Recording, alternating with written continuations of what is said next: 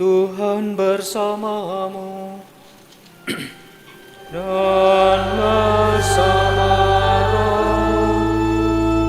Inilah Injil Yesus Kristus menurut Santo Lukas.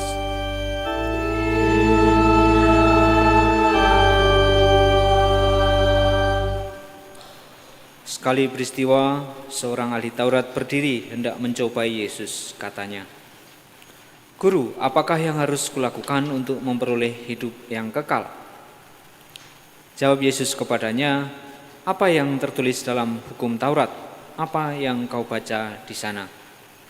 Jawab orang itu, "Kasihilah Tuhan Allahmu dengan segenap hatimu dan segenap jiwamu, dengan segenap kekuatanmu dan dengan segenap akal budimu, dan kasihilah sesamamu manusia seperti dirimu sendiri." Kata Yesus kepadanya, "Jawabmu itu benar. Perbuatlah demikian, maka engkau akan hidup."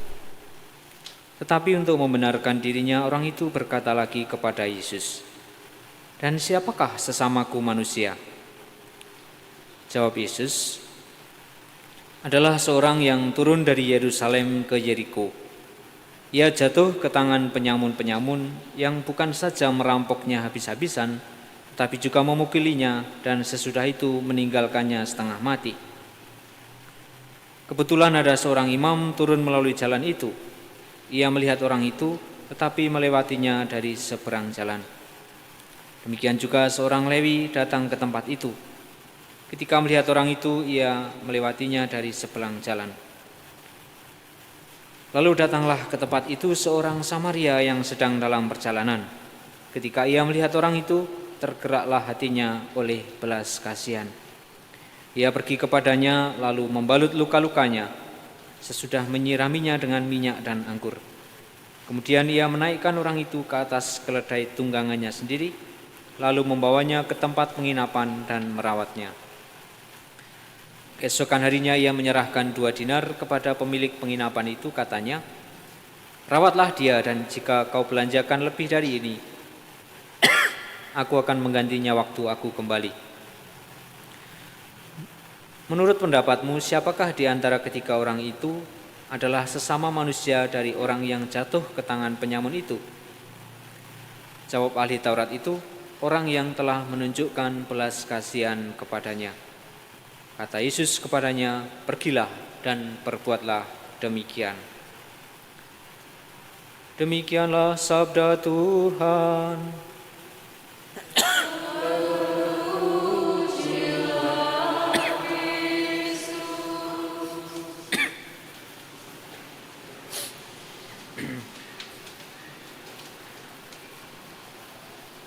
Ibu, bapak, dan saudara-saudari yang terkasih, pertanyaan ahli Taurat pada Yesus ini mungkin juga mewakili pertanyaan kita, pertanyaan banyak orang. Apa yang harus kita lakukan untuk memperoleh hidup yang kekal? Dan seperti biasa ketika ditanya, Yesus balik melontarkan pertanyaan itu dengan bertanya apa yang tertulis dalam Taurat. Dan orang itu mengutip hampir sama dengan apa yang kita dengarkan dalam bacaan yang pertama. "Kasihilah Tuhan Allahmu dengan sepenuh hatimu, dengan segenap jiwamu, segenap kekuatan dan akal budimu, dan kasihilah sesamamu manusia seperti dirimu sendiri."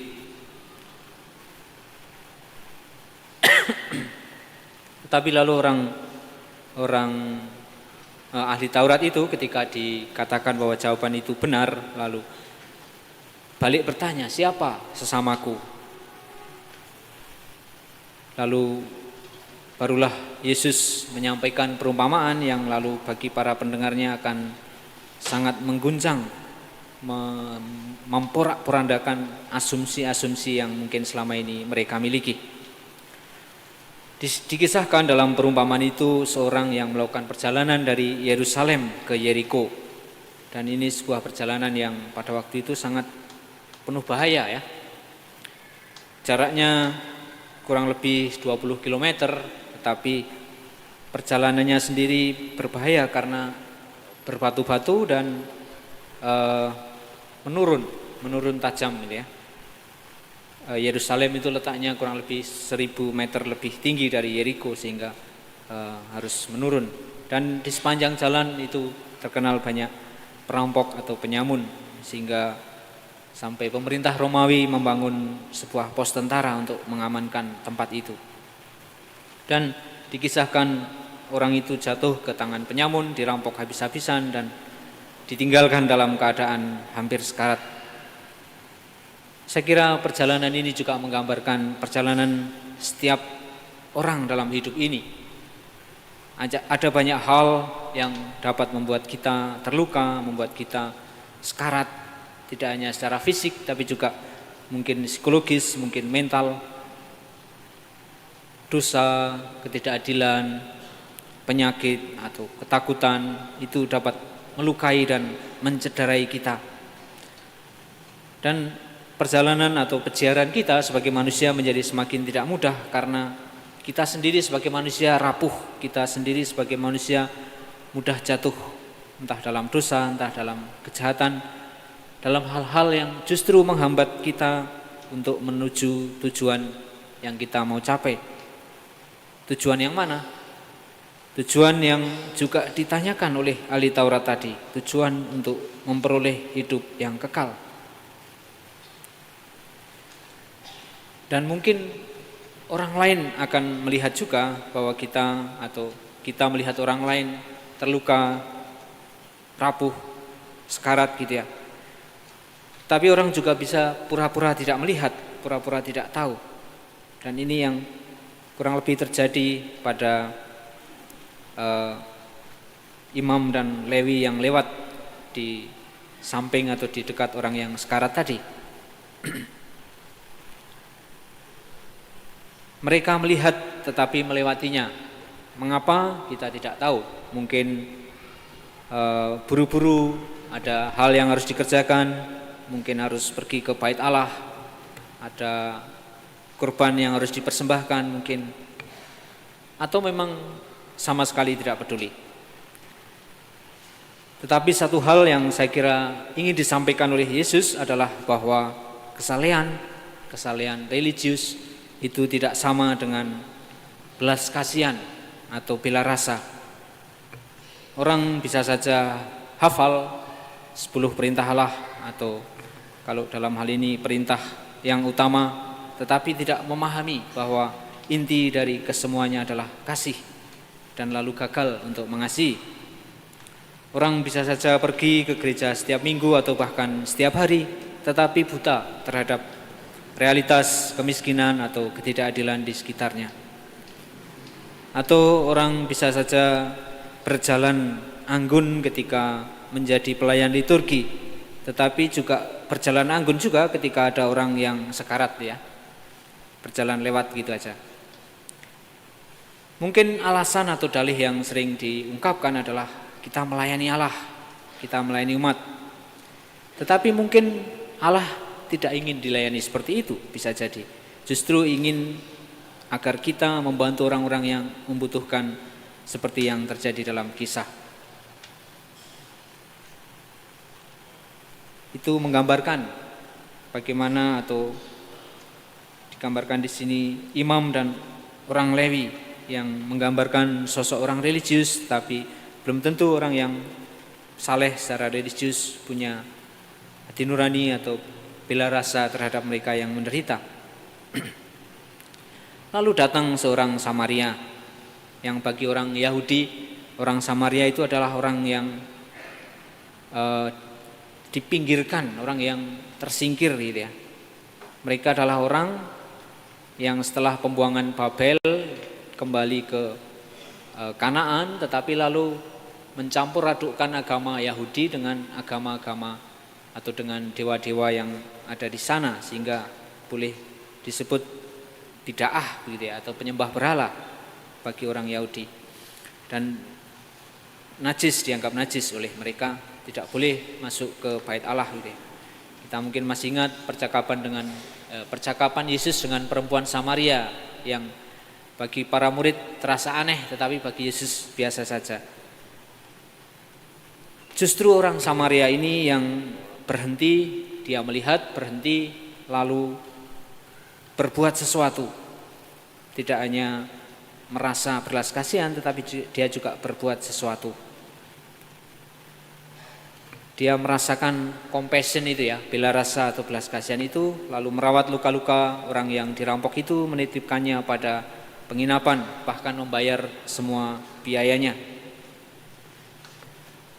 Saya sering mengamati kalau ada kecelakaan di jalan itu yang paling siap sedia menolong itu justru orang-orang yang sederhana itu ya, orang-orang yang tukang parkir atau mungkin penjual minuman atau orang yang sedang nongkrong-nongkrong di situ gitu.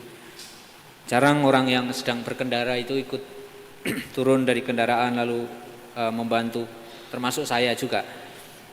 Bisa jadi karena orang-orang ini yang slow gitu ya, karena ya tukang parkir itu kan lumayan slow, penjual minuman juga lumayan slow, sementara kita yang berkendara itu diburu waktu untuk harus segera ke suatu tempat. Tapi poinnya adalah bahwa orang-orang sederhana itu jauh lebih bermurah hati dalam membantu.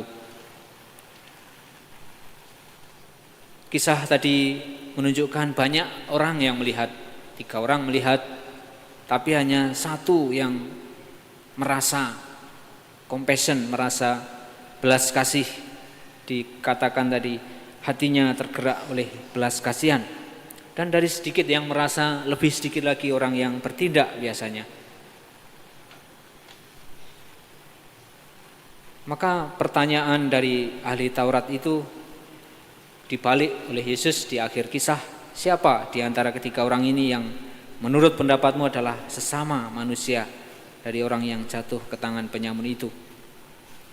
Pertanyaan ahli Taurat di awal itu bermaksud untuk membela diri, untuk membatasi ya, siapa sesama saya. Nah, kalau bisa dibatasi kan saya hanya punya kewajiban pada orang itu.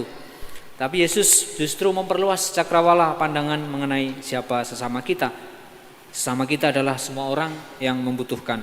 Tidak peduli itu musuh atau teman, tidak peduli itu hitam atau putih, tidak peduli itu baik atau jahat, semua yang membutuhkan itu adalah sesama kita. Maka pertanyaan yang mestinya kita ajukan pada diri kita bukan lagi siapa sesamaku, tetapi apakah aku sudah menjadi sesama yang baik bagi orang lain, sesama yang baik bagi sesamaku? Lalu kalau belum, bagaimana aku dapat menjadi sesama yang baik untuk sesamaku itu? Berapa hal bisa dibuat, karena kalau kita membuka mata ada banyak sekali penderitaan di sekitar kita. Tidak perlu mencari jauh-jauh. Tidak perlu kita pergi ke Palestina untuk membantu orang yang menderita di sana. Ada banyak di sekitar kita. Kita hanya perlu membuka lebar mata kita. Dan mungkin tidak akan sama sekali kita mengentaskan kemiskinan atau mengangkat derajat mereka yang miskin, tetapi bahwa kita meringankan penderitaan mereka. Kalau ada 1 orang saja yang lukanya kita balut, yang penderitaannya kita ringankan, yang bebannya kita bantu bawa, itu sudah mengurangi 1 penderitaan di dunia. Apalagi kalau lebih dari 1 yang kita bantu. Dan seringkali memang tindakan belas kasih seperti ini menuntut juga dari kita untuk mengorbankan sedikit yang kita miliki, entah itu tenaga, entah itu waktu, entah itu uang, kenyamanan. Maka memang kita juga dituntut keluar dari kenyamanan kita. Tetapi lebih dari itu, kalau kita mau lebih lagi, mau magis lagi, kita bisa keluar, menyeberang dari batas-batas kultural atau agama atau ras yang kita miliki. Kita bisa bertanya, siapa orang Samaria bagiku? Siapa orang yang selama ini kuhindari?